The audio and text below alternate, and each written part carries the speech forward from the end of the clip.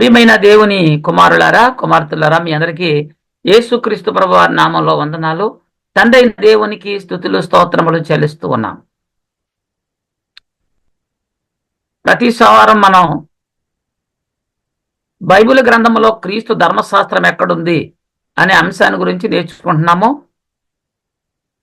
ఈరోజు రెండో పాఠాన్ని మనం ప్రారంభించుకోబోతున్నాం. బైబిల్ గ్రంథంలో క్రీస్తు ధర్మశాస్త్రం ఎక్కడుంది అనే అంశంలో రెండో పాఠం. ధర్మశాస్త్రము ఎప్పటి వరకు అమల్లో ఉంటుంది అనే పాఠాన్ని ఈరోజు మనం ప్రారంభించుకుంటున్నాం. ఇది చాలా ప్రాముఖ్యమైనటువంటి అంశం. ఎందుకంటే చాలా మంది బోధకులు ధర్మశాస్త్రం కొట్టివేయబడిందని అర్థం కాక, తెలుసుకోలేక ఇంకా ధర్మశాస్త్రాన్నే బోధిస్తున్నటువంటి పరిస్థితులు నాకు నిన్న మొన్నట్లో మనకు కనిపించింది. ప్రతి ఒక్కరు కూడా తప్పనిసరిగా తెలుసుకోవాల్సినటువంటి అవసరం ఉంది. ధర్మశాస్త్రము ఎప్పటి వరకు అమల్లో ఉంటుంది? ధర్మశాస్త్రం అనేది దిద్దుబాటు కాలం వచ్చే వరకు అమల్లో ఉంటుంది. ధర్మశాస్త్రము దిద్దుబాటు కాలము వచ్చే వరకు అమల్లో ఉంటుంది. ఈ దిద్దుబాటు కాలం అనేది ఎప్పుడు వస్తుంది?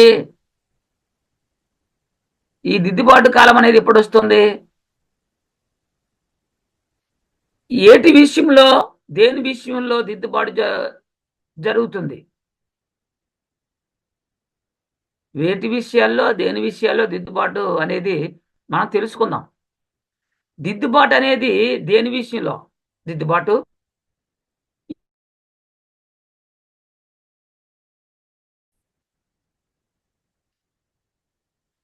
ఈరోజు మనం నేర్చుకునేటువంటి దిద్దుబాటు కాలం వచ్చే వరకు ధర్మశాస్త్రం అమల్లో ఉంటుంది అనేటువంటి అంశాన్ని గురించి, పాఠం గురించి మనం నేర్చుకుంటున్నాం. కాబట్టి మరి మనం కొన్ని ప్రశ్నలు వేసుకోవలసిన అవసరం ఉంటుంది. ఎందుకంటే దేవుని కుమారులారా, మనం గమనించాలి.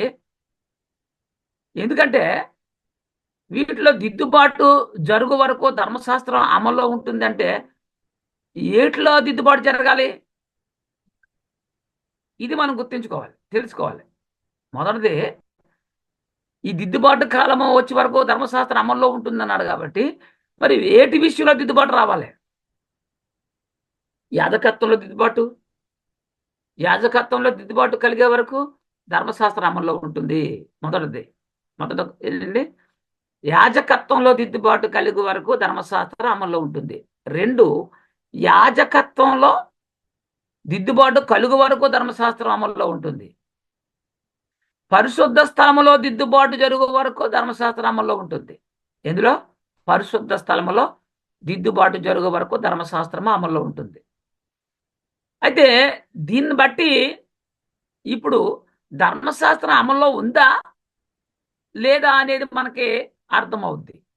అంటే దిద్దుబాటు జరిగితే అమల్లో లేనట్టు, దిద్దుబాటు ఇంకా జరగకపోతే అమల్లో ఉన్నట్టు. ఎందుకు తెలుసుకోవాల్సిన అవసరం ఉంది అంటే చాలామంది ఇంకా ధర్మశాస్త్రం అనేది కొట్టివేయబడలేదు, ధర్మశాస్త్రం ఇంకా అమల్లో ఉంది అని అనుకుంటున్నారు. నేను ఫేస్బుక్లో ఒక సిస్టర్కి మెసేజ్ పెట్టాను. ఆవిడ అంటది, ధర్మశాస్త్రం కొట్టివేస్తారని ఎవరు చెప్పారు? లేదు, ఇంకా ధర్మశాస్త్రం అమల్లో ఉందని ఆమె మాట్లాడుతూ ఆమె అంటుంది, యేసుక్రీస్తు ధర్మశాస్త్రాన్ని కొట్టివేయడానికి రాలేదు, నెరవేర్చడానికి వచ్చానని చెప్పాడు కదా అని ఆ వచనాన్ని చూపిస్తోంది.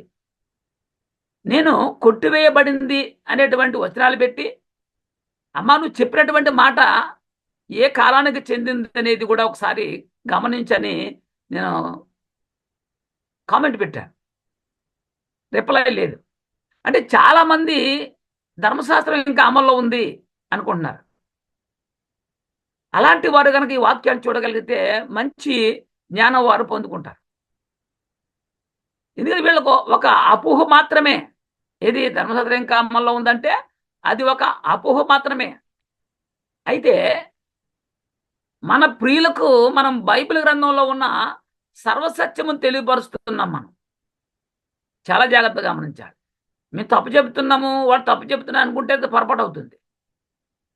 బైబిల్ గ్రంథములో ఉన్న సర్వసత్యమును యేసుక్రీస్తు చెప్పాడు కదా, పరిశుద్ధాత్ముడు వచ్చిన తర్వాత ఆయన మిమ్మును సర్వసత్యములోనికి నడిపిస్తాడు అని.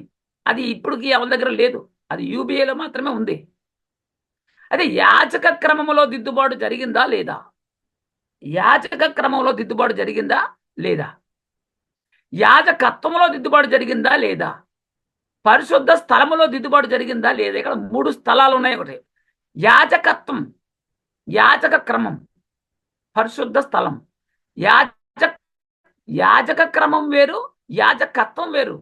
ఇది అలాగే పరిశుద్ధ స్థలములో ఈ 3 ప్రదేశాల్లో దిద్దుబాటు అనేది జరిగిందా లేదా?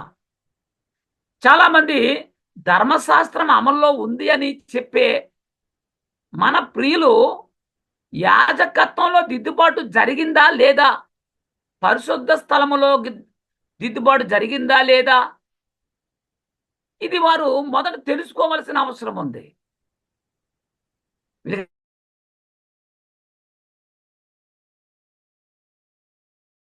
యాజకత్వం చేస్తున్నారు, మరి యాజకత్వంలో ఉంటే వీళ్ళు ఎట్లా యాజకత్వం చేస్తారు? వీళ్ళు ధర్మశాస్త్రం ప్రకారంగా లేవి గోత్రికులే కదా యాజకత్వం చేయాలి. ఇప్పుడు యాజక క్రమంలో దిద్దుబాటు జరిగిందా? యాజక క్రమంలో దిద్దుబాటు జరిగిందా లేదా అంటే, యాజక క్రమంలో దిద్దుబాటు జరిగిపోయింది అని బైబిల్ గ్రంథమే చెప్తుంది. మనంగా చెప్పడం దేవుడు చెప్తున్నాడు. మరి నువ్వు ఇంకా దిద్దుబాటు జరగలేదని చెప్తున్నావంటే నేనేమనుకోవాలి చెప్పండి? ఆలోచించు. అయితే ఎలా జరిగింది దిద్దుబాటు, ఎప్పుడు జరిగింది అనేది మనం తెలుసుకోవాల్సిన సంగతి ఇది. ఎందుకంటే తెలియని విషయాలు తెలుసుకోవడం ప్రయత్నం చేయాలి, అంతేగాని మూర్ఖత్వంగా వాదించకూడదు. ఇది కరెక్ట్ కాదు. యాజక క్రమంలో దిద్దుబాటు జరగక ముందు ఎవరు యాజకులుగా ఉన్నారు? చాలా జాగ్రత్తగా మనం గమనించాలి. అద్భుతమైనటువంటి మెసేజ్ ఇది. యాజక క్రమంలో దిద్దుబాటు జరగక ముందు ఎవరు యాజకులుగా ఉండేవారు? దిద్దుబాటు జరిగిన తర్వాత ఏమండి ఎవరు యాజకులుగా ఉన్నారు? ఇది మనం తెలుసుకోవాలి. అయితే దిద్దుబాటు జరిగిన తర్వాత దిద్దుబాటు ఎవరిలో జరిగింది, ఎప్పుడు జరిగింది, ఇది మనం తెలుసుకుందాము. దిద్దుబాటు జరిగిన తర్వాత దిద్దుబాటు అనేది ఎవరిలో జరిగింది, ఎప్పుడు జరిగింది, ఇది మనం తెలుసుకుందాం. దిద్దుబాటు జరగక ముందు ఎవరు యాజకులుగా ఉండేవారు? ఏ గోత్రానికి చెందిన వారు యాజకులుగా ఉండేవారు? ఎవరి కుమారులు యాజకులుగా ఉండేవారు? ఒకసారి ఆలోచన చేయండి. దిద్దుబాటు జరగకపోతే మరి ఈ యాజక క్రమంలో ఎవరు ఉండేవారంటే అహరోను మరియు అతని కుమారులు యాజకులుగా ఉండేవారు. అహరోను సంతతి మాత్రమే యాజకులుగా ఉండేవారు. లేవి గోత్రములో నుండి వచ్చిన వారు మాత్రమే, ఆ లేవి కుమారులు మాత్రమే యాజకులుగా ఉండేవారు అనే విషయాన్ని ఒకసారి మీకు గుర్తు చేస్తూ ఉన్నాను. ఇది ఎక్కడుంది బైబిల్లో అంటే నిర్గమాకాండం 28వ అధ్యాయంలో 1 నుండి చదువుదాం. మరియు నాకు యాజకత్వం చేయుటకై నీ సహోదరుడైన అహరోనును అతని కుమారులను అనగా అహరోను కుమారులైన నాదాబును, అబీహును, ఎలియాజరును, ఈతామారును ఇశ్రాయేలులో నుండి నీ యొద్దకు పిలిపింపుము. ఎవరిని పిలమన్నాడు? అందరిని పిలమని చెప్పాడా? కేవలము అహరోను కుమారులను అంటే లేవి గోత్రంలో ఉన్న వారిని మాత్రమే దేవుడు ఏర్పాటు చేసుకున్నాడు. మరి అహరోను నాకు యాజకుడగునట్లు నీవు అతన్ని ప్రతిష్ఠించుదువు, అతని వస్త్రములను పుట్టుటకై నేను జ్ఞానాత్మతో నింపిన వివేక హృదయులందరికీ ఆజ్ఞ ఇమ్మన్నాడు. యాజక వస్త్రాలు కుట్టేవారు కూడా మంచి జ్ఞానాత్మ కలిగిన వారితో కట్టుచమన్నాడు. తర్వాత పతకము, ఏపోదు, నిలువుటంగి, విచిత్రమైన చొక్కాయి, పాగా, దట్టియు వారు కుట్టవలసిన వస్త్రములు అతడు నాకు యాజకుడైన ఉంటున్నట్లు వారిని సహోదరుడైన అహరోనుకును, ఎవరికే? మోసే గారి యొక్క సహోదరుడైన అహరోనుకును అతని కుమారులకును ప్రతిష్ఠిత వస్త్రములు కుట్టవలెను. పుట్టేవారికి, ఎవరికి? యాజక క్రమములోనికి రాబోతున్న వారికి వస్త్రాలు కుట్టమన్నాడు. ఎవరు యాజక క్రమంలోకి రాబోతున్నారు? దేవుడు పిలుచుకున్నాడంటే అహరోను కుమారులు పిలుచుకున్నాడు. దేవుడు చెప్తున్నాడు మోసేతో, అహరోను అతని కుమారులను యాజకులగునట్లు ప్రతిష్ఠించుము అంటున్నాడు. చాలా స్పష్టంగా అర్థం చేసుకోవాల్సిన అవసరం ఉంది. మరి యాజకులు అనేవారు ప్రారంభంలో లేవి గోత్రములో నుండి దేవుడు ఏర్పాటు చేసుకున్నాడు. యాజక క్రమములో ఉండేవారు అందరూ కూడా ఏ గోత్రములో నుండి వచ్చారు అంటే లేవి గోత్రం నుంచి దేవుడు పిలుచుకున్నాడు. యాజకులు దేవునికి నియమించబడ్డారు. ఎందుకు నియమించబడ్డారంటే ఇది యాజక క్రమంలో నేర్చుకుందాం. ఎందుకు నియమించబడ్డారంటే యాజక క్రమంలో నేర్చుకుందాం. యాజకుల్లో దిద్దుబాటు జరిగిందా లేదా? దిద్దుబాటు జరిగింది అని బైబిల్ గ్రంథమే చెబుతుంది. దిద్దుబాటు జరగక ముందు యాజకులు ఎవరంటే లేవీలు. మరి ఇప్పుడు వీళ్ళంతా ఎవరు? అన్యులు, దేవుని పనివారిగా ఉన్నారు కదా. దిద్దుబాటు జరగకపోతే నీకు అవకాశం ఎక్కడి నుంచి వచ్చింది? కేవలము లేవి గోత్రములో నుండి వచ్చిన వారు మాత్రమే యాజకులుగా ఉండాలని అక్కడ ధర్మశాస్త్ర ప్రకారం దేవుడు పిలుచుకున్నాడు. అదొక నియమము, అదొక ఆజ్ఞ, దేవుని ఆజ్ఞది.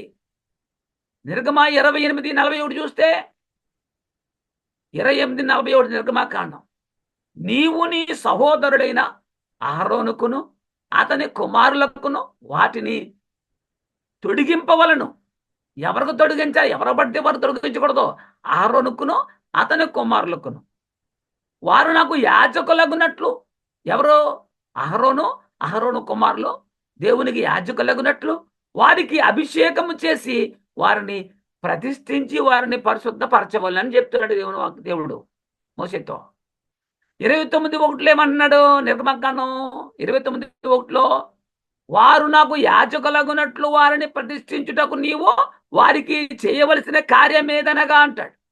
ఎవరిని యాజకులుగా చేస్తున్నాడు? మొట్టమొదట దేవుడు ఎవరిని కోరుకున్నాడు? ఎవరిని ఎన్నుకున్నాడంటే లేవీలను ఎన్నుకున్నాడు. లేవి అహరోను కుమారులను ఎన్నుకున్నాడు. ఆలోచించండి. మరి లేవి గోత్రములో నుండి పిలుచుకున్నాడు. యాజక క్రమములో దిద్దుబాటు జరిగింది. అయితే ఎవరిలో జరిగింది, ఎలా జరిగింది అనేది మనము నేర్చుకుందాం. యాజక క్రమంలో దిద్దుబాటు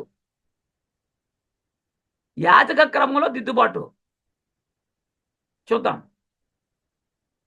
హెబ్రీ పత్రిక 7వ అధ్యాయం 11వ వచనం. అంటే యాజక క్రమంలో దిద్దుబాటు జరిగిందా? జరిగిందని బైబిల్ చెప్తుంది. ఎక్కడుంది బైబిల్లో? హెబ్రీ పత్రిక 7వ అధ్యాయం 11వ వచనం. హెబ్రీ పత్రిక 7వ అధ్యాయం 11వ వచనం. ఆ లేవీయులు యాజకులై ఉండగా ప్రజలకు ధర్మశాస్త్రం ఇయ్యబడెను. చూడండి, ఎవరు యాజకులుగా ఉన్నప్పుడు ధర్మశాస్త్రం ఇయ్యబడింది? లేవీయులు యాజకులుగా ఉండగా ప్రజలకు ధర్మశాస్త్రము ఇయ్యబడెను గనుక ఆ యాజకుల వలన సంపూర్ణ సిద్ధి కలిగిన ఎడల అహరోను క్రమములో చేరిన వాడని చెప్పబడక మెల్కీసెదెకు క్రమమును చొప్పున వేరొక యాజకుడు రావలసి నా అవసరమేమి?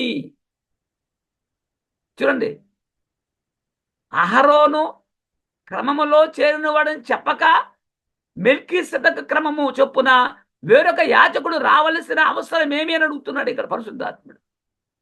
దిద్దుబాటు జరిగింది. మరి ఇప్పుడు ఏ గోత్రము నుండి వచ్చారు అంటే యేసుక్రీస్తు ఏ గోత్రం చూసారు చెప్పండి? యేసుక్రీస్తు ప్రధాన యాజకుడు అనే పేరుంది. యేసుక్రీస్తుకి ప్రధాన యాజకుడు, బోధకుడు. ఏమండి అంటే ఆయన యూదా గోత్రములో నుంచి వచ్చాడు. మరి యూదా గోత్రము నుండి రాకూడదు కదా. ధర్మశాస్త్ర అమల్లో ఉంటే ధర్మశాస్త్రం ప్రకారంగా మరి లేవి గోత్రములో ఉన్నవారు మాత్రమే యాజక క్రమంలో ఉండాలి. మరి దిద్దుబాటు జరిగింది కాబట్టి కదా యూదా గోత్రములో నుండి యేసుక్రీస్తు వచ్చాడు. ఇక్కడ అహరోను సంతతి మరియు మెల్కీసెదెకు క్రమం చొప్పున ఉంది. రెండు క్రమాలు ఉన్నాయి.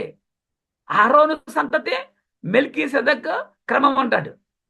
హెబ్రీ పత్రిక 7వ అధ్యాయము 13, 14 కూడా చూస్తే హెబ్రీ పత్రిక 7వ అధ్యాయము 13, 14 వచనాలు చూస్తే ఎవని గూర్చి ఈ సంగతులు చెప్పబడునో ఆయన వేరొక గోత్రములో పుట్టెను.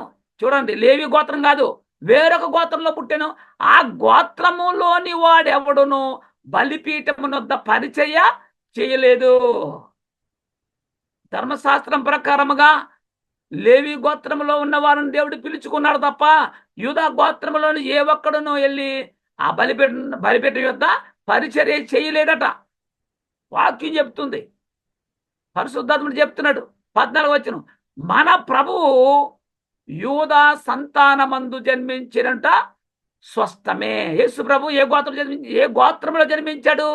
యూదా గోత్రంలో జన్మించాడు. ఇది నిజం, వాస్తవము. ఆ గోత్ర విషయములో యాజకులను గూర్చి మోసే ఏమీ చెప్పలేదంట. యూదా గోత్రములో ఉన్నవారు వచ్చి బలిపీఠం యొద్ద పరిచర్య చేయొచ్చు అని ఎప్పుడు చెప్పలేదు. మరి పరిచర్య చేస్తున్నాడు యేసు ప్రభు, యూదా గోత్రం నుంచి వచ్చి చేశాడు. ఆలోచించండి. ఎందుకంటే వేరొక గోత్రం నుండి వచ్చిన వాడు యేసుక్రీస్తు.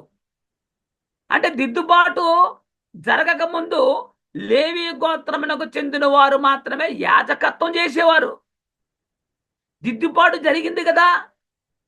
ఏమండి, దిద్దుబాటు జరిగినప్పుడు ఏం జరిగిందంటే యూదా గోత్రములో నుండి వచ్చినటువంటి వారు యాజకత్వం జరిగించారు. కాబట్టి యాజకత్వంలో దిద్దుబాటు జరిగింది. ఆలోచన చేయండి. హెబ్రీ పత్రిక 7వ అధ్యాయం 15వ వచనం చూడగలిగితే, హెబ్రీ పత్రిక 7వ అధ్యాయం 15వ వచనం ఏమంటున్నాడు ఇక్కడ? మరియు శరీరానుసారముగా నెరవేర్చబడు ఆజ్ఞల గల ధర్మశాస్త్రం బట్టి కాక, ఇది శరీరానుసారముగా నెరవేర్చబడు ఆజ్ఞల గల ధర్మశాస్త్రమును బట్టి కాక, చూడండి, నాశనము లేని జీవమునకున్న శక్తిని బట్టి నియమించబడి అన్నాడు. నాశనము లేని జీవమునకున్న శక్తిని బట్టి నియమించబడి ఉంది అక్కడ. ధర్మశాస్త్రానుసారంగా నియమించిన వాడు శరీరానుసారంగా నియమించబడిన వాడే. ధర్మశాస్త్రానుసారంగా నియమించిన వారంతా అహరోను కుమారులు కూడా శరీరానుసారంగా నియమించబడ్డ వాళ్ళు. ఆ వేరొక యాజకుడు ఎవరో అంటే యేసుక్రీస్తు. అంటే ఈయన దేవుని చేత నియమించబడిన వాడు. చాలా జాగ్రత్తగా గమనించాలి. అహరోను అంటే లేవి గోత్రికులు శరీర సంబంధులుగా నియమించబడ్డారు. వాళ్ళు మోసే నియమించాడు దేవుడి పిలవగా, మోసే ద్వారా. ఇక్కడ దేవుని చేత నియమించబడిన వాడు యేసుక్రీస్తు. హెబ్రీ పత్రిక 7:16, హెబ్రీ పత్రిక 7:16, మెల్కీసెదెకును పోలిన వాడైన వేరొక యాజకుడు వచ్చి ఉన్నాడు, రాబోతున్నాడు కదా, వచ్చి ఉన్నాడు. మెల్కీసెదెకును పోలిన వాడైన వేరొక యాజకుడు వచ్చి ఉన్నాడు, కావున మేము చెప్పిన సంగతి మరింత విశదమై ఉన్నది అంటాడు. దీన్ని బట్టి ఆలోచిస్తే యాజకులలో దిద్దుబాటు జరిగింది. వేరొక గోత్రములో నుండి వచ్చాడు. అయితే దీనిని బట్టి ధర్మశాస్త్రం అమల్లో ఉందా లేదా ఒక్కసారి ఆలోచించవలసిన అవసరం మీకుంది. అంటే దిద్దుబాటు కాలం వచ్చే వరకు ధర్మశాస్త్రం అమల్లో ఉంటుందన్నాడు కదా. మరి దిద్దుబాటు జరిగింది కదా.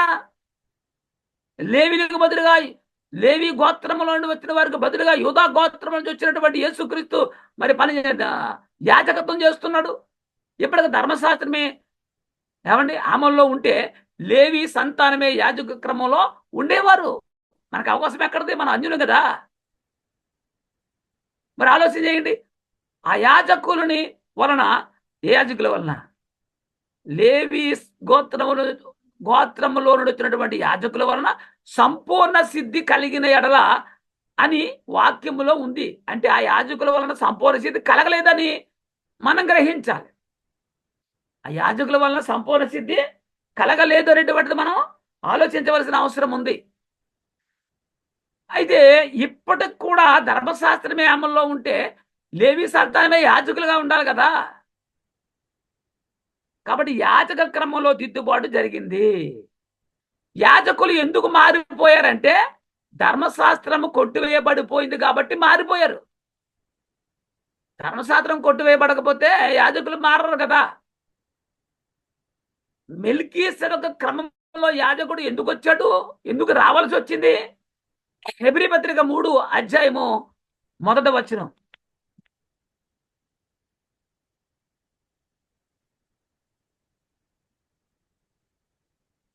హెబ్రీ పత్రిక 3 అధ్యాయము 1 వచనం.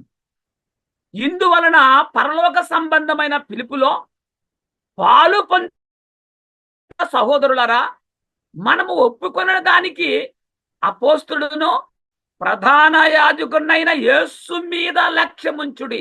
చూడండి ఏమన్నాడు? అపోస్తులును ప్రధాన యాజకునైన యేసు మీద లక్ష్యముంచుడి అంటున్నాడు. క్రీస్తు ప్రధాన యాజకుడై ఉన్నాడు, అపోస్తులుడై ఉన్నాడు. ప్రధాన యాజకుడు అయితే అంతకు ముందు ప్రధాన యాజకులు ఎవరు? అహరోను సంతతి వారు అంటే లేవి గోత్రికులు. మరి ఇప్పుడు ఎవరు?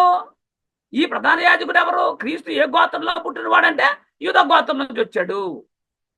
యేసుక్రీస్తు అపోస్తులుడని ప్రధాన యాజకుడని పేర్లు కలిగి ఉన్నాడు. అపోస్తులు అంటే అర్థం ఏమిటి?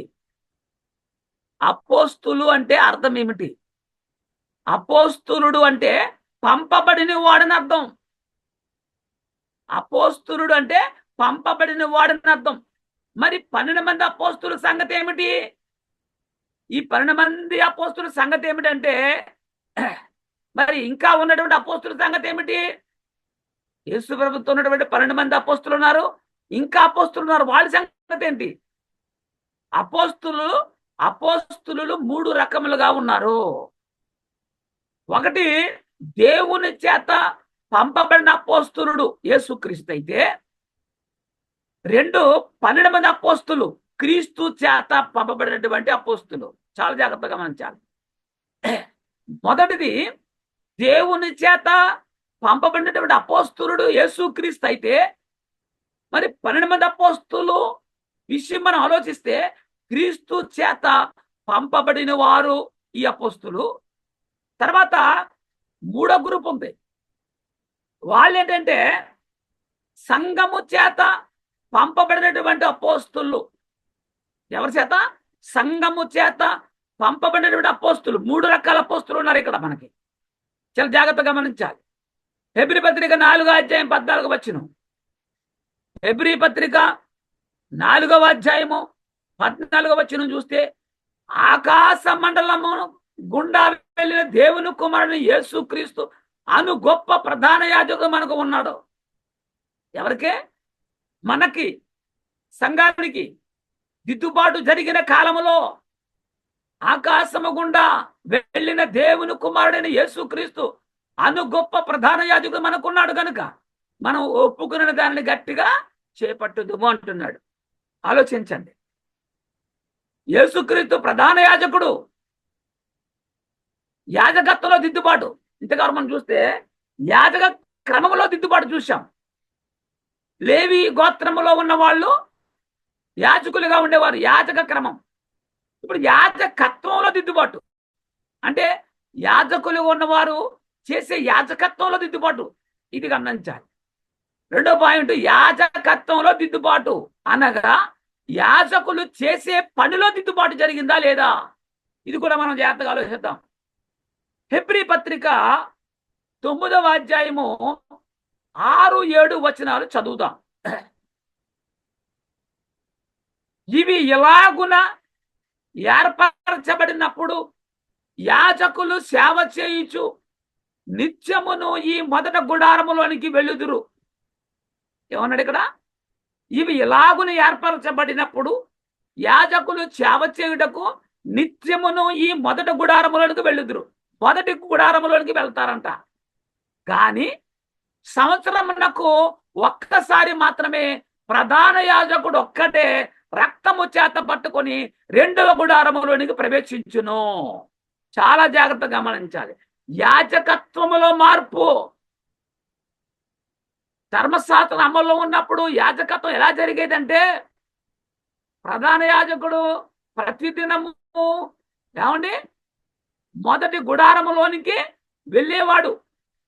మరి 2వ గుడారంలోకి వెళ్ళేవాడంటే రెండవ గుడారంలోకి వెళ్ళేవాడు కాదు. మరి ఎప్పుడు వెళ్ళేవాడు? సంవత్సరానికి ఒక్కసారి మాత్రమే ప్రధాన యాజకుడు ఒక్కడే రక్తము చేత పట్టుకుని రెండవ గుడారములోనికి ప్రవేశించును. మరి ఆ రక్తము తన కొరకును ప్రజల ఆజ్ఞాకృత్యముల కొరకును అతడు అర్పించును. ఆయన చేత పట్టుకుని రక్తము చేత పట్టుకుని రెండవ గుడారములోనికి సంవత్సరానికి ఒక్క మారే వెళ్ళి ఆ రక్తము తన కొరకును ప్రజల యొక్క అజ్ఞాన కృతముల కొరకును అర్పింపబడును అన్నాడు. అప్పుడు యాజక క్రమము అంటే యాజకత్వం ఇలా జరిగేది. రెండవ గుడారంలోనికి ఎప్పుడు పడితే అప్పుడు వెళ్ళకూడదు. సంవత్సరానికి ఒక్క మారే వెళ్ళాలి.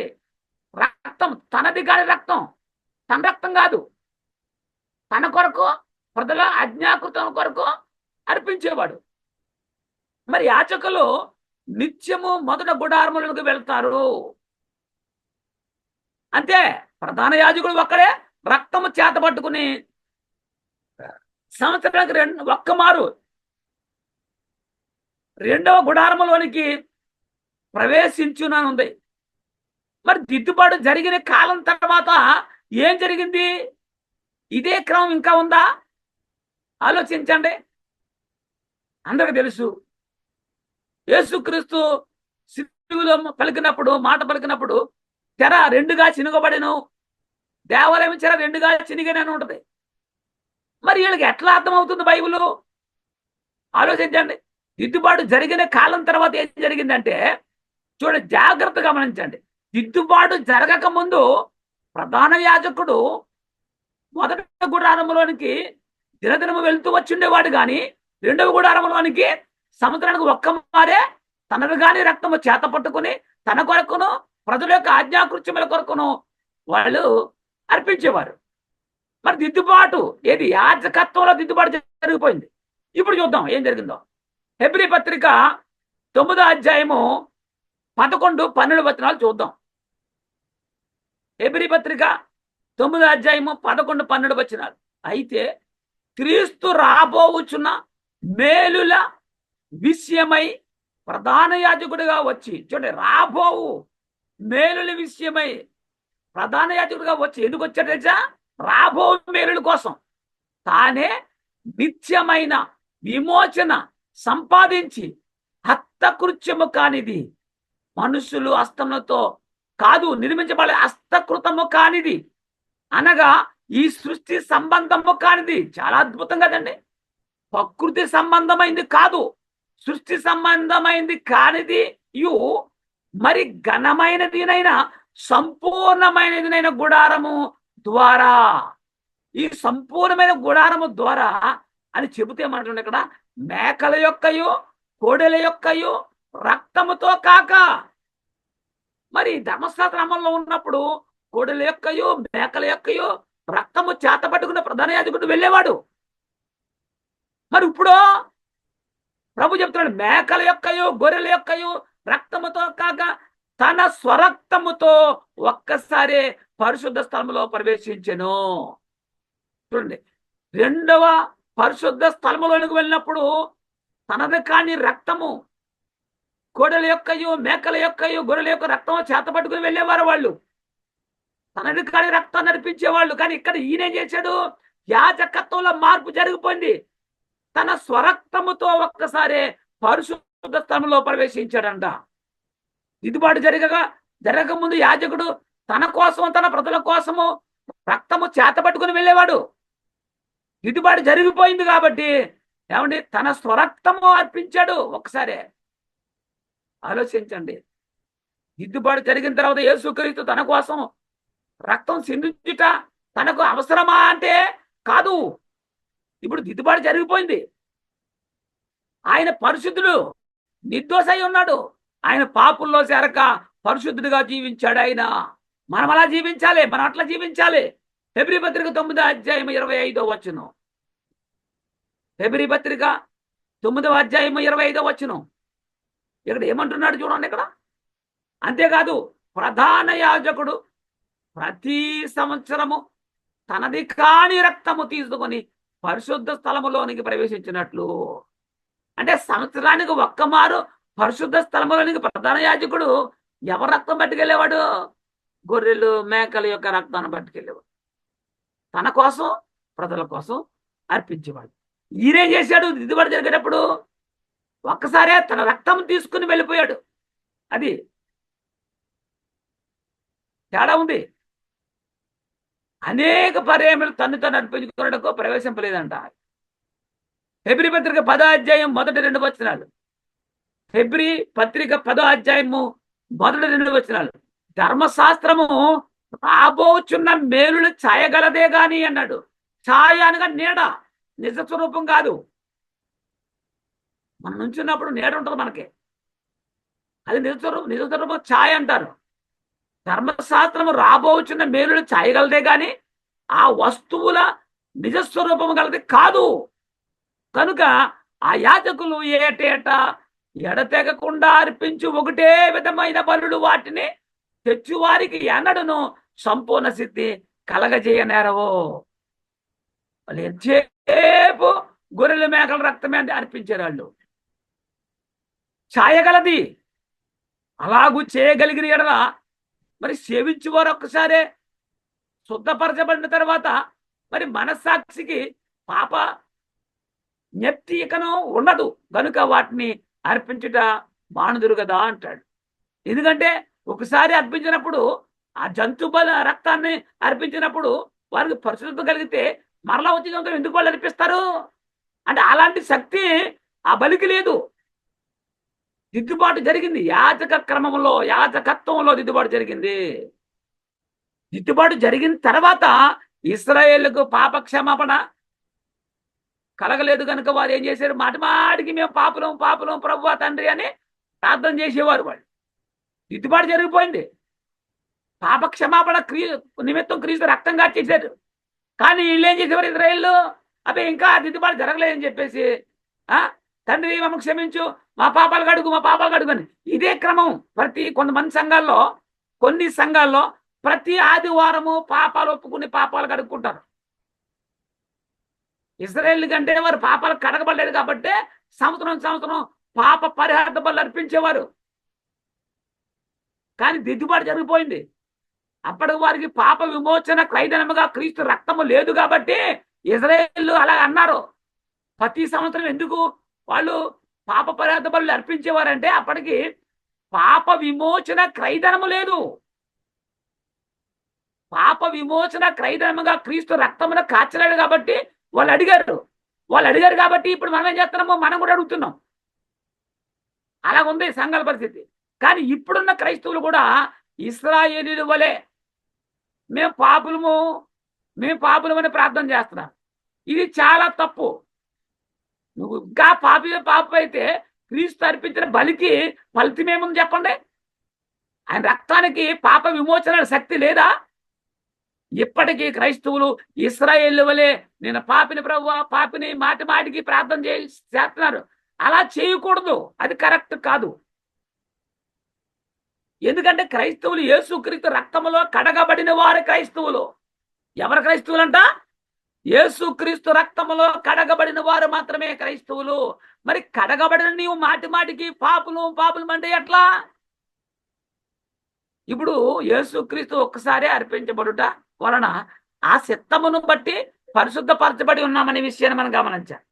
ఒక్కసారే క్రీస్తు అర్పించాడు తన రక్తాన్ని.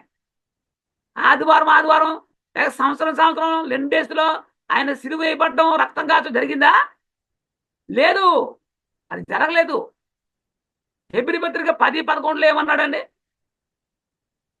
దిద్దుబాటు కాలానికి ముందు ఏమన్నాడు?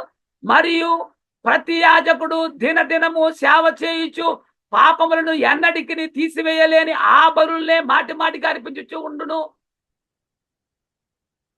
లేవి గోత్రములో చూసినటువంటి ప్రధాన యాజకులు లేక వారు చేసినటువంటి సేవ వల్ల, ప్రధాన యాజకత్వం వల్ల పాపం ఎప్పటికీ తీసివేయబడలేదండి.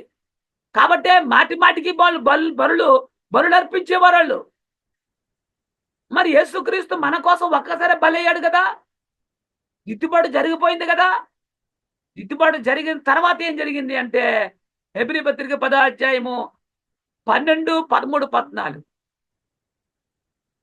హెబ్రీ పత్రిక 10వ అధ్యాయము 12, 13, 14.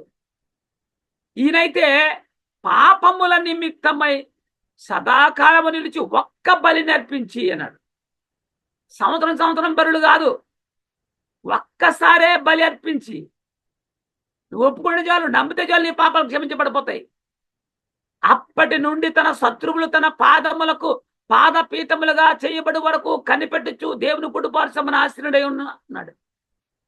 ఒకసారే బలిగా అర్పించబడిపోయి క్రీస్తు రెండో రాకడ వరకు కూడా, అపవాదిని శిక్ష విధించే వరకు కూడా దేవుని కుడిపార్శ్వమున ఆయన ఆశ్రయుడై ఉన్నాడు. ఒక్క అర్పణ చేత. ఎవరా అర్పణ? యేసుక్రీస్తు దేవుని కుమారుడు. ఈయన పరిశుద్ధ పరచబడు వారిని సదాకాలము కొంతకాలం కాదు, సదాకాలము సంపూర్ణులుగాను చేసి ఉన్నాడు. ఈ బలి ఒక్కసారి అర్పించబడినప్పుడు కూడా ఆ క్రీస్తు రక్తము సదాకాలము మనల్ని సంపూర్ణంగా చేస్తూ ఉన్నది. దిద్దుబాటుకు ముందు యాజకులు దినదిన బలులు అర్పించేవారు.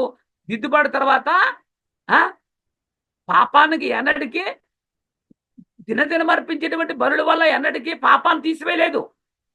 దిద్దుబాటు జరిగిన తర్వాత యేసుక్రీస్తు అయితే పాపముల విషయమై సదాకాలం నుంచి ఒకే ఒక బలి అర్పించాడు. యేసుక్రీస్తు అర్పించినటువంటి ఒకే ఒక ఆ బలి సదాకాలము నిలిచి ఉండేటువంటి ఆ బలి అర్పించాడు ఆయన. పాప క్షమాపణ కోసము దిద్దుబాటు జరిగిందా లేదా ఆలోచించండి. పాపముల విషయములో దిద్దుబాటు జరిగిందా లేదా? ఇంకా దిద్దుబాటు జరగలేదనుకునే వారులారా, మరి పాప క్షమాపణ నువ్వు పొందుకోలేదా? ఆలోచించు. పాప క్షమాపణ కోసం దిద్దుబాటు జరిగిపోయింది.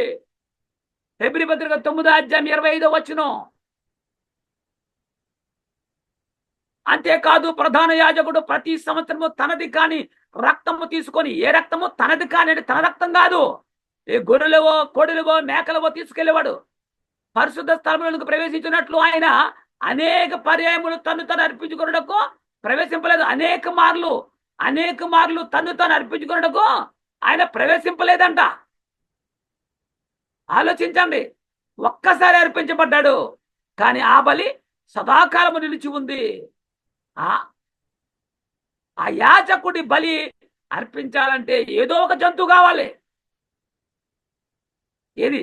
ధర్మశాస్త్రానుసారంగా దేవుడు ఏర్పాటు చేసినటువంటి లేవీయులలో ప్రధాన యాజకులు ఎవరైనా బలి అర్పించాలంటే ఏదో ఒక జంతువు కావాలి. అయితే యేసుక్రీస్తుకి అది అవసరం లేదు. ఎందుకంటే తన్ను తానే బలిగా అర్పించుకున్నాడు కాబట్టి. ఏమైంది? తన్ను తాను బలిగా అర్పించుకున్నాడు కాబట్టి. హెబ్రీ పత్రిక 8వ అధ్యాయం 3వ వచనం. ఎందుకంటే దిద్దుబాటు జరిగిపోయింది. హెబ్రీ పత్రిక 8:3. ప్రతి ప్రధాన యాజకుడు అర్పణలను బలులను అర్పించుటకు నియమించబడను. ప్రతి ప్రధాన యాజకుడు అంట అర్పణలు బలులు అర్పించుటకు నియమించబడను. అందుచేత అర్పించుటకు ఈయనకు ఏమైనా ఉండుట అవశ్యము అన్నాడు. ఈయనకు ఏమైనా ఉండుట అవశ్యం అంటున్నాడు. తాను అర్పించుకున్నాడు ఆయన యేసుక్రీస్తు. హెబ్రీ పత్రిక 7వ అధ్యాయం 28వ వచనం. హెబ్రీ పత్రిక 7:28. ఈయన ఆ ప్రధాన యాజకుల వలె మొదట తన సొంత పాపముల కొరకు, తరువాత ప్రజల పాపముల కొరకును దినదినము బలును అర్పించవలసిన అవసరం గలవాడు కాడు. ఎవరు? యూదా గోత్రములు ఈ ప్రధాన యాజకుడు. లేవి గోత్రం చెప్తున్నటువంటి ప్రధాన యాజకుల వలె మాటికి పాపముల కొరకు దినదినము బలు అర్పించవలసిన అవసరం లేనివాడు. తను తాను అర్పించుకున్నప్పుడు ఒక్కసారే ఈ పని ముగించిపోయింది. తన కొరకు, ప్రజలందరి కొరకు ఒక్కసారే బలిగా అర్పించుకున్నాడు. ఈ పని చేసి ముగించేశాడు. ఇంకా ముగింపు అయిపోయింది. నువ్వు నమ్మితే చాలు. దిద్దుబాటు కాలానికి ముందు హెబ్రీ పత్రిక 7:23లో ఏమన్నాడు? హెబ్రీ పత్రిక 7:23లో, మరియు ఆ యాజకులు మరణం పొందుడు చేత ఎల్లప్పుడూ ఉండ సాధ్యము కానందున అనేకులైరి. లేవి గోత్రంలో చెప్తున్నటువంటి వాళ్ళు యాచకత్వం ప్రారంభించిన దగ్గర నుంచి ముసలివాళ్ళు అయిపోయి మరణం వచ్చేదాకా చేసేవారు. తర్వాత మరలా వారికి బదులుగా మరొక ప్రధాన యాజకుడు నియమించబడేవారు. ఎందుకు? వాళ్ళు మరణం కలివారు కాబట్టి. అనేకులైరు గాని అన్నాడు. దిద్దుబాటు జరగకముందు ఉన్న యాజకులు కొంతకాలం జరిగించి మరణించేవారు కానీ యేసుక్రీస్తు సదాకాలము నిలిచి ఉండేవాడు. సదాకాలము నిలిచి ఉండేవాడు. ఈయనైతే నిరంతరము నిలుచు మార్పు లేని యాజకత్వం కలిగిన వాడు. యాజకత్వంలో మార్పు జరిగిపోయిందండి. ఈ ప్రధాన యాజకుడు మార్పు లేనివాడు. మరి మారుతూ ఉండేవారు. చనిపోతే వేరొకరు వచ్చేవారు వారి స్థానంలో. ధర్మశాస్త్ర అమల్లో ఉన్నప్పుడు ప్రధాన యాజకుడిగా నియమించబడినటువంటి లేవి గోత్రంలో ఎంతమంది వచ్చారో అందరూ కూడా చనిపోయారు. మళ్ళీ కొత్త వారు వచ్చేవారు, కొత్తగా నియమించబడేవారు. వారి తండ్రులు, కుమారులు అలాగా. మరి ఇప్పుడు యాజకత్వంలో మార్పు లేదండి. నిత్యము నిరంతరము నిలిచి మార్పు లేని యాజకత్వం కలిగి ఉన్నాడండి యేసుక్రీస్తు. హెబ్రీ పత్రిక 7:27. హెబ్రీ పత్రిక 7:27. ధర్మశాస్త్రము బలహీనత గలది. ధర్మశాస్త్రము బలహీనత గల మనుషులను యాజకులుగా నియమించును. ధర్మశాస్త్రం బలహీనత గల మనుషులను యాజకులుగా నియమించును. కానీ ధర్మశాస్త్రము తరువాత వచ్చిన ప్రమాణపూర్వకమైన వాక్యం చూసండి. ఆత్మనియం నిరంతరమును సంపూర్ణ సిద్ధి పొందిన కుమారుని నియమించెను అని రాయబడింది. నిరంతరము సంపూర్ణ సిద్ధి పొందిన కుమారుణ్ణి యేసుక్రీస్తు వచ్చి దీన్ని బట్టి యాజకత్వం దిద్దుబాటు జరిగింది. యాజకత్వంలో జరిగింది. ఆ యాజకుడుకు మాటి మాటికి బలి అవసరం. ఈయనకైతే ఒక్కసారే బలి అర్పించాడు. దీనివల్ల నిరంతరమైన యాజకుడిగా ఉన్నాడు. ధర్మశాస్త్రం కాలంలో ప్రధాన యాజకులు తన కోసం, తన ప్రజల కోసం బలి అర్పించేవారు. మరి ఇప్పుడు దిద్దుబాటు జరిగే కాలంలో తన కోసం బలి అవసరం లేదు. ఆయన ఒక్కసారే బలి అర్పించటం వలన నిరంతరమును యాజకుడిగా మార్పు లేని యాజకత్వం కలిగి ఉన్నాడు ఆయన. అందుకే ప్రధాన యాజకుడు. ఈయన ప్రజల కోసం తాను బలిగా అర్పించుకున్నాడు. యాజకులు బలము లేని వారు, సంపూర్ణ సిద్ధి లేని వారుగా ఉన్నారు. మరి ఇప్పుడు ఈయన ఆలోచించు. హెబ్రీ పత్రిక 5వ అధ్యాయము 1 వచ్చిన ప్రధాన యాజకుడును మనుషులలో నుండి ఏర్పరచబడిన పాపముల కొరకు అర్పణలను బలులను అర్పించుటకు దేవుని విషయమై కార్యములు జరుగుచుటకై మనుషుల నిమిత్తము నియమించబడ్డాడంట. మనుషుల నిమిత్తం ఎందుకు నియమించబడ్డారు వాళ్ళు? పాపముల కొరకు బలులు, జంతు బలులు అర్పించడానికి మాత్రమే. దేవుని విషయమైన కార్యాలు జరిగించడానికి మాత్రమే మనుషుల నిమిత్తము నియమించబడ్డారు. తాను కూడా బలహీనత చేత ఆవరించబడి ఉన్నందున అతను ఏమి తెలియని వారి ఎడలను, త్రోవ తప్పిన వారి ఎడలను తాలిమి చూపగలవాడై ఉన్నాడు అంటాడు యేసుక్రీస్తుని గురించి. ఆ హేతువు చేత ప్రజలు కొరకెలాగో అలాగ తన కొరకును పాపముల నిమిత్తము అర్పణము చేయవలసిన వాడై ఉన్నాడు. చూసారా? హెబ్రీ పత్రిక 7:28 అంటాడు. హెబ్రీ పత్రిక 7:28 ఈయన ఆ ప్రధాన యాజకుల వలె మొదట తన సొంత పాపముల కొరకు, తర్వాత ప్రజల పాపముల కొరకును దినదినము బలులు అర్పించవలసిన అవసరము గలవాడు కాడు. తన్ను తాను అర్పించుకున్నప్పుడు ఒక్కసారి ఈ పని చేసి ముగించేశాడు. క్లోజ్, ఇంకా సమాప్తం అయిపోయింది. దిద్దుబాటు జరిగిపోయింది. దినదినము బలులు అర్పించవలసిన అవసరము లేదు. హెబ్రీ పత్రిక 7వ అధ్యాయం 17 మరలా 24. హెబ్రీ పత్రిక 7వ అధ్యాయము 17-24 వచ్చింది. యాలనగా నీవు నిరంతరమును మెల్కీసెదెకు క్రమము చొప్పున యాజకుడు అయి ఉన్నావని ఆయన విషయమే సాక్ష్యము చెప్పబడును. లేవి క్రమం కాదు కదా, మెల్కీసెదెకు క్రమం మారిపోయింది. 24 ఈయన నిరంతరము ఉన్నవాడు. ఈ యాజకుడు ఎవరంట? నిరంతరమును ఉన్నవాడు కనుక మార్పు లేని యాజకత్వం కలిగిన వాడాయను. లేవీలైతే చనిపోతే వేరొకడు ఆయన తనలో కొత్త వారు వచ్చేవారు. ఆ ప్రధాన యాజకుడు చనిపోయే వరకు కూడా చేసేవాడు. మరణం వస్తే మరొకడు వచ్చేవాడు కొత్తగా. మరి ఈయన ఉన్నవాడు, మరణం లేనివాడు. ఈయన దిద్దుబాటు జరిగిన కాలం తర్వాత హెబ్రీ పత్రిక 7:14 మన ప్రభువు యూదా సంతానమందు జన్మించి అన్నట స్వస్థమే. యేసు ప్రభు ఎక్కడ జన్మించాడు? లేవి గోత్రం కాదు, యూదా గోత్రం. యూదా సంతానమందు జన్మించినట స్వస్థమే. ఆ గోత్రం విషయంలో యాజకులను గూర్చి మోసే ఏం చెప్పలేదు. యూదుల్లోంచి ఎవరో ప్రధాన యాజకులుగా ఉంటారని చెప్పి మోసే చెప్పలేదు. దిద్దుబాటు జరిగింది. జరగక ముందు హెబ్రీ పత్రిక 7:21 చూస్తే వారైతే ప్రమాణము లేకుండా యాజకులవుదురు గాని ఈయన నీవు నిరంతరము యాజకుడివై ఉన్నావని ప్రభు ప్రమాణం చేసినావు. చూసారా, ప్రమాణం చేశాడు. హెబ్రీ పత్రిక 7:7-20-21-22 హెబ్రీ పత్రిక 7:20-22 మనం చూద్దాం. మరియు ప్రమాణము లేకుండా యేసు యాజకుడు కాలేదంట. ప్రమాణము లేకుండా గనుక ఆయన మరీ శ్రేష్టమైన నిబంధనకు పూట కాపాయను. వారైతే ప్రమాణము లేకుండా యాజకులగుదురు గాని ఈయన నీవు నిరంతరము యాజకుడవై ఉన్నావని ప్రభు ప్రమాణము చేసెను. నిరంతరము మరణము లేనివాడు, నిత్యముండువాడు, ఆయన పశ్చాత్తాపడడు అని ఈయనతో చెప్పిన వాని వలన ప్రమాణపూర్వకంగా యాజకుడు ఆయన అని చెప్తున్నాడు. ప్రమాణపూర్వకంగా దిద్దుబాటు జరిగిన తర్వాత ఇదంతా హెబ్రీ పత్రిక 4:15 చూస్తే మన ప్రధాన యాజకుడు మన బలహీనతలందు మనతో సహానుభావం లేనివాడు కాడు. మన వంటి మానవుడే, మన వంటి రక్త మాంసములు కలిగిన శరీరం ధరించుకున్న వాడైనప్పుడు కూడా ఆయన పాపుల్లో చేరక పరిశుద్ధుడిగా, ప్రత్యేకించబడి పరిశుద్ధిగా జీవించాడు.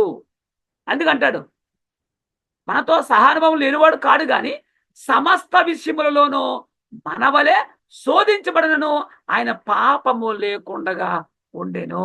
ఇదండి మనకు అవసరం. శోధించబడినప్పుడు కూడా పాపం లేకుండా ఉన్నాడు. దీన్ని బట్టి ఆలోచిస్తే యాజకత్వంలో కూడా దిద్దుబాటు జరిగిపోయిందని మనకు అర్థమైపోయింది. యాజక క్రమములో దిద్దుబాటు జరిగింది. అంటే అహరోను సంతతి తప్ప యూదా సంతతిలోంచి కూడా వచ్చి రావడం జరిగింది. యూదా గోత్రం నుంచి రావడం జరిగింది. దిద్దుబాటు జరిగిపోయింది. యాజకత్వం మార్పు జరిగిపోయింది. దిద్దుబాటు జరిగిపోయింది. ధర్మశాస్త్రం ఎప్పటి వరకు అమల్లో ఉంటుందంటే యాజకత్వంలో దిద్దుబాటు జరగాలి, యాజకుల్లో దిద్దుబాటు జరగాలి, ఇంకా పరిశుద్ధతలో దిద్దుబాటు జరగాలి. ఇది జరిగిందా లేదా? పరిశుద్ధతలో కూడా దిద్దుబాటు జరిగిపోయిందని బైబిల్ గ్రంథం చెప్తుంది. ఇంతవరకు మనం యాజకులలో యాజకత్వంలో దిద్దుబాటు జరిగిందని నేర్చుకున్నాం. ఇప్పుడు పరిశుద్ధ స్థలంలో కూడా దిద్దుబాటు జరిగిందా అంటే జరిగిందని బైబిల్ చెప్తుంది. పరిశుద్ధ స్థలంలో దిద్దుబాటు. ఈ యాజకులు దేని యందు సేవ చేయించి ఉండేవారంటే పరలోక సంబంధమైన ఛాయారూపం గల వస్తువులకు సేవ చేసేవారు. పరలోకం కాదు, పరలోక సంబంధమైన ఛాయ అంటే నిజ స్వరూపం కాదు, వస్తువులకు సేవ చేసేవారంట. హెబ్రీ పత్రిక 8:5 పరిశుద్ధ స్థలంలో దిద్దుబాటు జరిగిందా అంటే జరిగింది. చూడండి, మోసే గుడారము అమర్చబోయినప్పుడు కొండ మీద నీకు చూపబడిన మాదిరి చెప్పున సమస్తమును చేయుటకు జాగ్రత్త పడము అని దేవుని చేత హెచ్చరించబడిన ప్రకారము యాజకులు పరలోక సంబంధమగు వస్తువుల ఛాయ రూపమైన గుడారమునందు సేవ చేయుదురు. లేవి గోత్రికులు అహరోను ఎక్కడ సేవ చేశారంటే పరలోక సంబంధమగు వస్తువులు ఛాయారూపకమైన గుడారం నందు సేవ చేశారు. గుడారం నందు గమనించండి. మరి దేవుడు కొండ మీద చూపించాడంట. దాని ఛాయ రూపంగా అనగా మాదిరికరముగా ఏర్పాటు చేశాడు. ఆ గుడారంలో వీరు సేవ చేశారు. పరలోక సంబంధమైన వస్తువుల యొక్క ఛాయ రూపము గుడారమునందు సేవ చేయుదురని ఉంది. యేసుక్రీస్తు ఎక్కడ సేవ చేశాడు? ఎక్కడ సేవ చేయడానికి వెళ్ళాడు అంటే గుడారములో సేవ.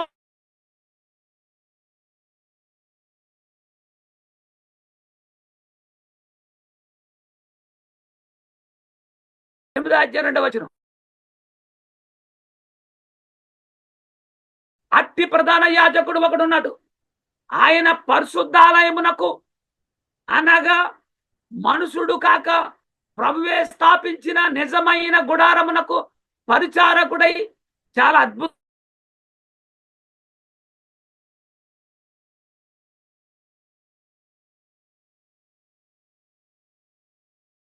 సేవ చేస్తుగాక ప్రభువే స్థాపించిన నిజమైన గుడారమునకు పరిచారకుడై పరలోకమందు ఎక్కడ పరలోకమందు మహామహుని సింహాసనమునకు కుడిపార్శ్వమున ఆసీనుడయ్యను. ఆ అతి పరిశుద్ధ గుడారం ఏర్పరచబడి అందులో దీపస్తంభమును బల్లయు దాని మీద ఉంచబడి రొట్టెలు ఉండేనని చెప్పాడు. రెండవ తెరకు ఆవలి అతి పరిశుద్ధ తలం, రెండవ తెరకు ఆవలి అతి పరిశుద్ధ తలం. దీంట్లోకి యాజకుడు సంవత్సరానికి ఒక్క మారే తనది కాని రక్తమును చేత పట్టుకుని వెళ్ళేవాడు. చూడండి, అందులో సువర్ణ ధూపార్తియు అంతటను బంగారపు రేగులతో తపబడిన నిబంధన మందసమును ఉండెను. ఎక్కడ రెండవ తెరకు ఆవత్తల అతి పరిశుద్ధ తలములో ఉంది గుడారము, నిబంధన మందసము ఉండెను. ఆ మందసములో ఏముంది? మన్నాగల బంగార పాత్రయు సిగరించిన అహరోను చేతికరయు నిబంధన పలకలో ఉండెను. ఎక్కడ? అతి పరిశుద్ధ తలములో ఉన్నాయి. దానిపైన కరుణాపీఠమును కమ్ముకొనుచున్న మహిమగల కిరుబులను వీటిని గూర్చి ఇప్పుడు వివరముగా చెప్పవల్ల పడదు. ఇవన్నీ పరలోకములో ఉన్నటువంటి ఛాయ రూపముగా మనుషుల చేత గుడారము నియమించబడింది. దిద్దుబాటు జరిగిన తర్వాత హెబ్రీ పత్రిక 9:11, హెబ్రీ పత్రిక 9:11 అయితే క్రీస్తు రాబోచున్న మేలుల విషయమై, అంటే రాబోతున్న పరలోక రాజ్యం యొక్క మేలుల విషయమై ప్రధాన యాజకుడిగా వచ్చి తానే నిత్యమైన విమోచన సంపాదించి, నిత్యమైన విమోచన హత్యకృత్యము కానిది అనగా ఈ సృష్టి సంబంధము కానిది మరి ఘనమైనది పరిపూర్ణమైనది అయిన గుడారము ద్వారా, చూడండి, పరిపూర్ణమైన గుడారంలోకి వెళ్ళాడు ఈయన. దిద్దుబాటు జరిగి కాలం తర్వాత యేసుక్రీస్తు ఎక్కడికి ప్రవేశించాడంటే సృష్టి సంబంధము కాని దానిలో ప్రవేశించాడు. యేసుక్రీస్తు సిలువలో మృతి పొందినప్పుడు దేవాలయం తెర రెండుగా తీర్చబడినట్లుగా బైబిల్ చెప్తుంది. హెబ్రీ పత్రిక 7:27-28, హెబ్రీ పత్రిక 7:27-28 ధర్మశాస్త్రం బలహీనత గల మనుషులను యాజకులుగా నియమించను గాని ధర్మశాస్త్రమునకు తరువాత వచ్చిన ప్రమాణపూర్వకమైన వాక్యము నిరంతరమును సంపూర్ణ సిద్ధి పొందిన కుమారుని నియమించెను గనుక ఈయన ఆ ప్రధాన యాజకుల వలె మొదట తన సొంత పాపముల కొరకు, తర్వాత ప్రజల పాపముల కొరకును దినదినమును ఆ బలులు అర్పించవలసిన అవసరం గలవాడు కాడు. మార్పు జరిగిపోయింది. తాను అర్పించుకున్నప్పుడు ఒక్కసారే ఈ పని చేసి ముగించేశాడంట. ఆలోచించవా? పరిశుద్ధ స్థలంలో దిద్దుబాటు జరిగింది. పైన నేర్చుకున్న దాన్ని బట్టి ఆలోచిస్తే ధర్మశాస్త్రం అమల్లో ఉందా? దిద్దుబాటు జరిగిపోయిందని బైబిల్ చెప్తుంది, బైబిల్ గ్రంథం చెప్తుంది, వాక్యం చెప్తుంది, లేఖనాలు చెప్తున్నాయి, పరిశుద్ధాత్ముడు చెప్తున్నాడు. మరి మీరింకా అమల్లో ఉందంటే ఎట్లా? ధర్మశాస్త్రము దిద్దుబాటు కాలం వచ్చే వరకు అమల్లో ఉంటుంది. దిద్దుబాటు కాలం జరిగిపోయింది. బైబిల్ గ్రంథములో వాక్యమును కలిపి చెరిపి బోధిస్తూ ఉన్నటువంటి పరిస్థితి సంఘాల్లో ఉన్నది. ఇది క్షమించరాని పాపం అవుతుంది. కాబట్టి వారిని దిద్దుబాటులోనికి తీసుకురావడానికి మాత్రమే ఈ మాటలు చెప్తున్నాం. మనం విన్నవాడు బోధ మార్చుకోవాలి. అయ్యో నిజమే, బైబిల్ గ్రంథంలో దేవుడు చెప్పాడు, రాయించాడు, ధర్మశాస్త్రము కొట్టివేయబడిపోయింది, దిద్దుబాటు చేసింది, అయిపోయింది అనే సత్యాన్ని తెలుసుకుంటే నీవు ఈ సర్వసత్యాన్ని సంఘానికి బోధించగలుగుతావు. నీలో మార్పు రావాలి మొదట. ఎందుకంటే కోప్పడటం కాదు, నాయకం చెప్పడం కాదు, వాక్యాన్ని బట్టి విని నేర్చుకుని ఇప్పుడు దీవించబడతావు, లేకపోతే శిక్షించబడతావు. మరణకరమైన బోధ చేయకూడదు సంఘానికి. 1 తిమోతి 6:20 అంటాడు పౌలు గారు, తిమోతికి రాస్తున్నాడు. 1 తిమోతి 6:20, ఓ తిమోతి, నీకు అప్పగించబడిన దానిని గట్టిగా కాపాడి, నీకు అప్పగించబడిన దానిని కాపాడి అన్నాడు. అపవిత్రమైన వట్టి మాటలకును జ్ఞానం అనే అబద్ధముగా చెప్పబడినటువంటి విపరీత వాదములకు దూరంగా ఉండు. చూడండి ఎంత అద్భుతంగా చెప్తున్నాడండి. అపవిత్రమైన వట్టి మాటలు చెప్తున్నారు వీళ్ళు. గ్రంథాలు పక్కన వేసారు వాళ్ళు. ఛాలెంజ్లు చేసుకుంటున్నారు వాళ్ళు ఎవరికి వాళ్ళే. వట్టి మాటలకును జ్ఞానమని అబద్ధముగా చెప్పబడినటువంటి విపరీత వాదములకును దూరంగా ఉండు తిమోతి. మరి నువ్వో ఆలోచన చేయండి. ధర్మశాస్త్రం ఎప్పటి వరకు ఉంటుందంటే వాగ్దాన సంతానం వచ్చే వరకు అమల్లో ఉంటుంది. ఎవరికి వాగ్దానం అంటే అబ్రహాం గారి సంతానం, అబ్రహాం గారికి వాగ్దానం చేశాడు దేవుడు.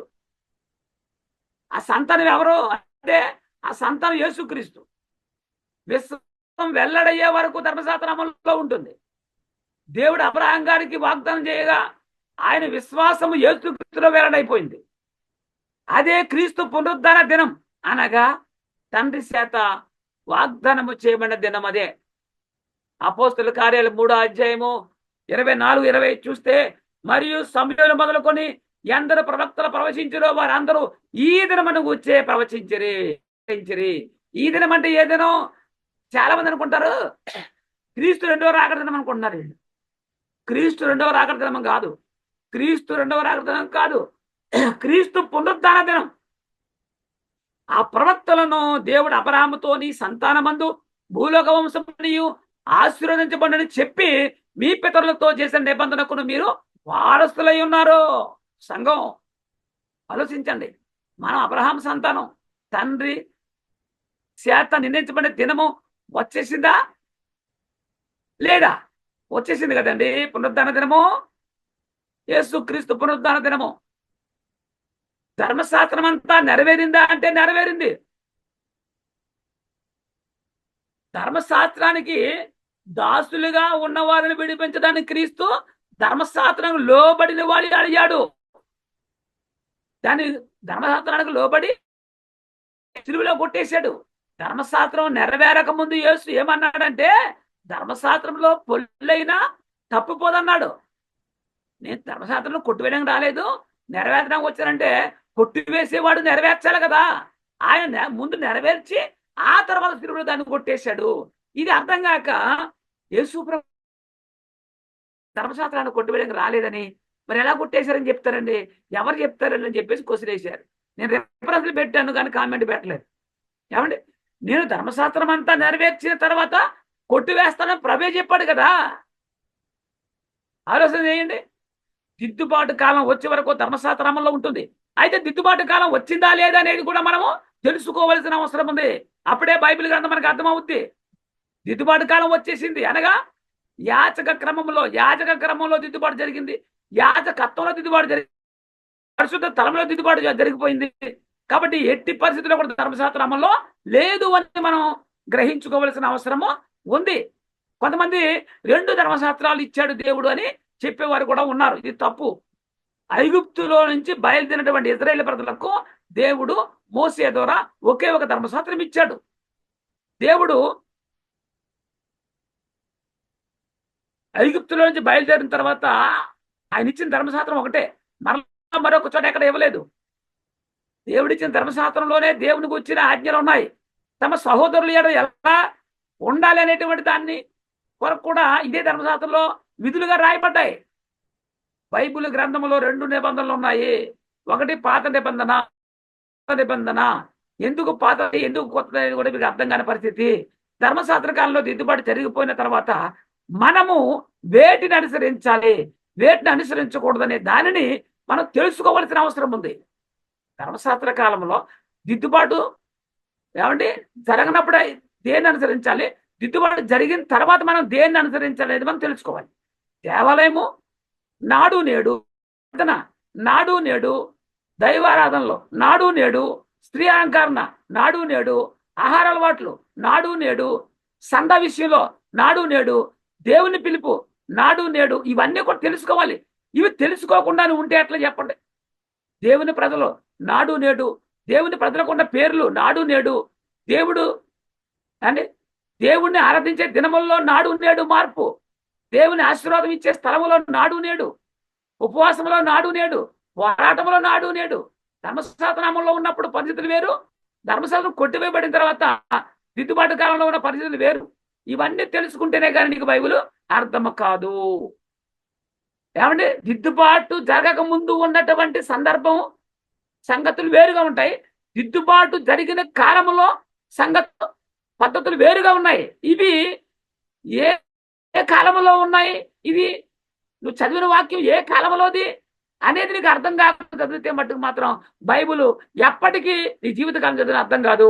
కనుక ధర్మశాస్త్రం ఎప్పటి వరకు అమల్లో ఉంటుంది అంటే దిద్దుబాటు కాలం వచ్చే వరకు అమలు ఉంటుంది. మరి దిద్దుబాటు కాలం జరిగిందా అంటే జరిగిపోయింది. యాజకత్వంలో దిద్దుబాటు జరిగింది, యాజక క్రమంలో దిద్దుబాటు జరిగింది, పరిశుద్ధ తలంలో దిద్దుబాటు జరిగింది. కాబట్టి ఈ వాక్యాన్ని విన్న ప్రతి ఒక్క సహోదరుని హృదయంలో కూడా దేవుడు నాటి నీరు గట్టి పలింపులోకి తెచ్చునుగాక. ఆమేన్. సహోదరులందరికీ యేసు క్రీస్తు ప్రభువారి నామంలో వందనాలు చెల్లిస్తూ ఉన్నాను.